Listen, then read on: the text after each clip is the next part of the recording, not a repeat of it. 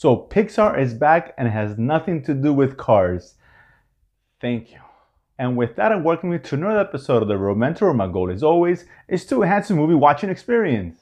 So today I was lucky enough to catch an early screening of Coco, which is Pixar's newest movie, the second movie released this year by Pixar.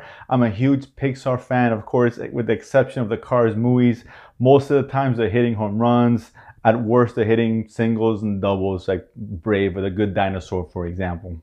So needless to say, I was excited about this one, particularly because this was a story primarily dealing with the Latin culture, the Mexican culture. Of course, me being Latino itself, I think that's important. And it's good to see Disney and Pixar kind of branching out and diversifying in terms of the stories that they present. You know, obviously, like Moana last year, now with Coco this year. So it's good to see that. It's something refreshing. So I really was interested in what they were going to do. I know a lot of these people comparing this movie to The Book of Life just based on the trailers. And yes, it has some similar things about it and a similar basic premise. But essentially, this is not The Book of Life by any stretch of the imagination. So here in Coco, we have, of course, the young boy Miguel, who is growing up. He loves music, and his family believes that for some reason or another that the music has cursed their family. So they completely disassociated themselves with music. They don't want him talking to anybody about music, thinking about music, playing music, anything of that sort. Of course, his biggest dream is to be a musician, and of course he's unable to do so because his family, spearheaded by his grandmother, won't allow him.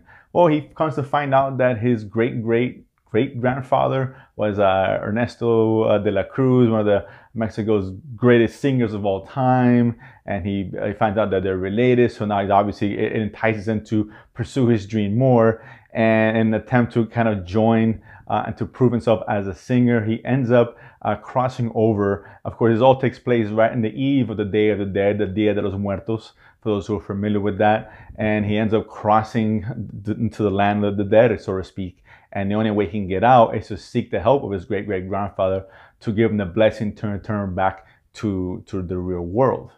Now, I really enjoyed this movie. It's a great family film. It's Pixar. I wouldn't expect anything less. And it's first of all, on the animation standpoint, it's a beautiful movie to watch. The animation, of course, is stellar. This is what Pixar is known for. Nobody does it better than they do. The use of colors is so vivid and bright. Great vast color palette. It's a beautiful movie to watch. But from a story standpoint, it's Pixar. They always know how to tell a really good story, and this is what this is, and it's very core. It's a story about family, so a lot of people can relate to it. Of course, obviously, this is a family movie. I'm sure a lot of parents will take their kids to go watch, and they should. And like Pixar always does, add a good sense, a good amount of humor in there, and of course, you have good characters, particularly one Hector, someone he befriends on the other side. Who help him along, try to find Ernesto, so he can obviously bless him back into the real world. And and of course, as always, Pixar just knows how to tug those heartstrings, man. I mean, they know how to get to you. It almost got me. It was close. I'm not really one to tear up in movies, but this one came close, as a lot of the Pixar movies do. But you hear a lot of sniffling, a lot of blowing of tissues I heard in the theater and all that. It's just a really overall good family film, a good solid story. Now, this doesn't reach the heights of some of Pixar's best, like Inside Out, or Up, or WALL-E, etc. Toy Story. The humor is good. There's not a lot of it. It's not as funny as I know Pixar movies to be. It attempts to tug at those heartstrings. There is an emotional core there, but just I didn't latch onto it as much as I did on movies like Inside Out recently, for example, or even Up. Obviously, everybody cried in the first 10 minutes of that movie. But so it doesn't reach those heights. But that being said, doesn't mean this is not a good movie. It's just one you shouldn't watch. I highly recommend you guys to go watch this when it comes out. If you're a Pixar fan, of course, take the kids, take the family. It's a good family film. Again, just the core essence about family. This is what this movie is about. Yeah, there's the music, which is really nice.